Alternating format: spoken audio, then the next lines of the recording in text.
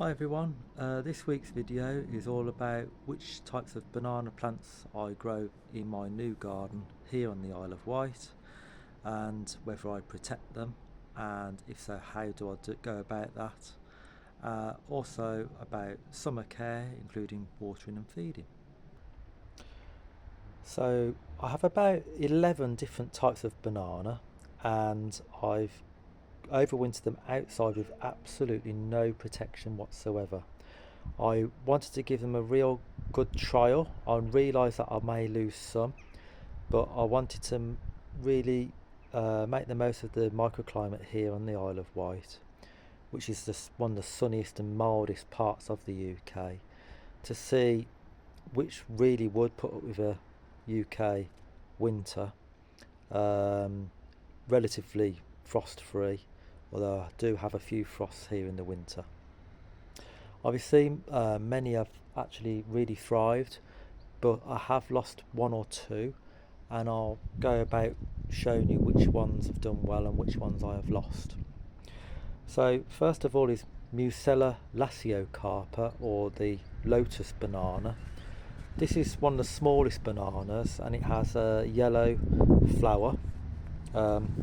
Like most of the bananas here, they don't produce edible bananas. They're just grown for the wonderful paddle-like leaves, which are so iconic for the tropics, and also for the colourful flowers.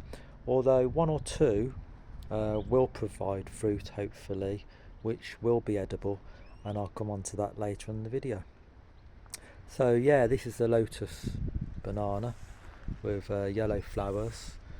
Obviously yet to flower for me because it's a young plant.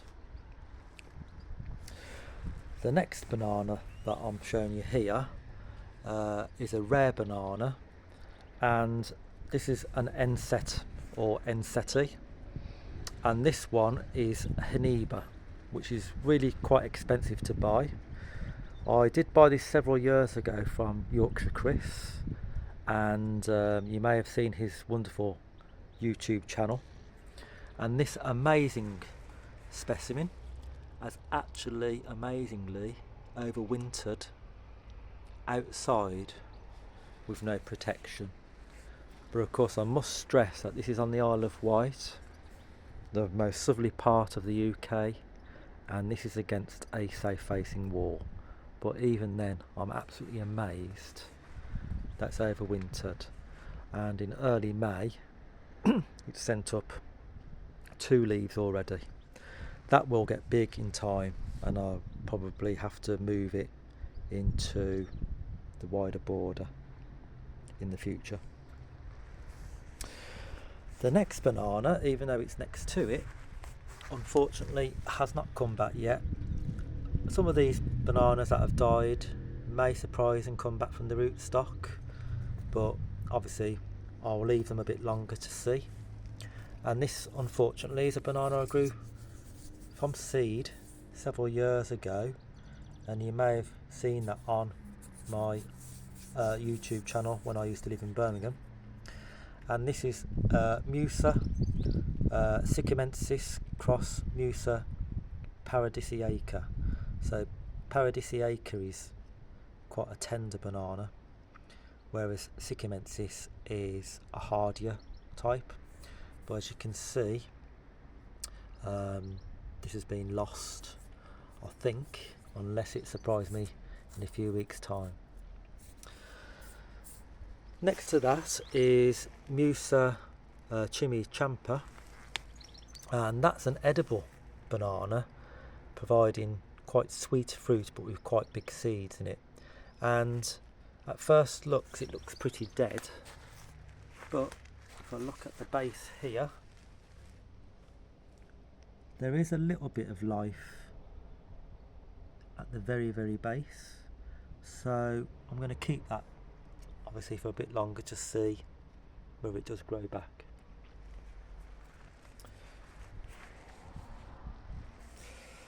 Next banana again doesn't look too great, and this is Malberg, Musa Malberg, and as you can see, a lot of dead growth there, but there might be some life in the trunk there. So again, I'll water and feed them to encourage new growth. Next banana, this one is Musa Thomsonii, and as you can see, this has done really well. Got the 2 trunks there with 2 brand new leaves, and yeah, doing really well. So some bananas have actually surprised me, such as this and the Enseti Haniba, showing the hardiness, whereas some of the others have actually surprised me by not doing so well. But that's the whole point in doing a trial, of course.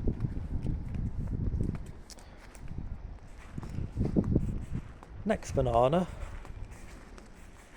again, this one hasn't done that well at all. It's probably done the worst out of all of them, and this is Hagere, Musa Hagere, and you can see it's just died down to nothing. And if I press that corm there, oh, it's quite firm actually, it's not rotting. So lots of water and feed, it may come back. It's extremely dry here on the Isle of Wight at the moment. We've only had about 2 days of rain in 2 months, so I will have to keep watering these and feeding them. Next banana is an Enseti, and this again has really surprised me. This is a fairly rare Enseti Montbelliardii, which is a red-leaved banana, and it's similar to Murellii, but this has got more vigour and it's more upright and very fast growing. And as you can see, it's got wonderful purple-red foliage, and it's got 2 new leaves on it already, and again, amazingly, survived the winter with no protection whatsoever. So I'm absolutely thrilled to bits, as you can imagine. I've had this for several years now, and it's one of my favourite plants of all because it just grows so quickly. It's beautiful coloured leaves, and it's going to be so tall as well. Creates a real statement in a garden. Next banana, which I'm also thrilled to bits about, is my Musa Helen's hybrid, and you may remember seeing on my YouTube channel back in Birmingham a few years ago, I grew this from seed, and this leaf here is standing about 2.5 meters from the ground, and you can see it's got some new leaves coming on. Now this is an edible banana. It produces sweet bananas with fairly big seeds. It's yet to fruit for me because it has to be several years old, like other bananas, to actually flower and fruit. But I really can't wait to try this actually. But how wonderful it would be to have edible bananas grown outside in the UK. So I'll just have a look on the label to see when it was that I grew this from seed, and this was grown in 2020, the 4th of May 2020. So you may want to have a look at how I propagated it from seed on one of my previous videos on my channel. So absolutely thrilled to bits with that one too. And this is in my probably most sheltered corner of my back garden. Next banana, which hasn't done so well, is the Enseti Murellii. So the trunk looks quite firm, but unfortunately I did lose the centre of it, so it probably will die off. But again, I'm going to keep that in the ground for longer to see how it performs. Of course I'll do future videos featuring all of these, so you'll see along with me how well they fare this summer. Finally, out of all the bananas, this is another banana which I grew from seed on a previous video, and this is Musa arunchalensis, which is from Arunachal Pradesh in India, and you can see it's got some new leaves on it with a red midrib and some maroon flecks on the leaf as well. You can see on the underside of the leaf it's got a bronzish appearance, and again that's doing really well.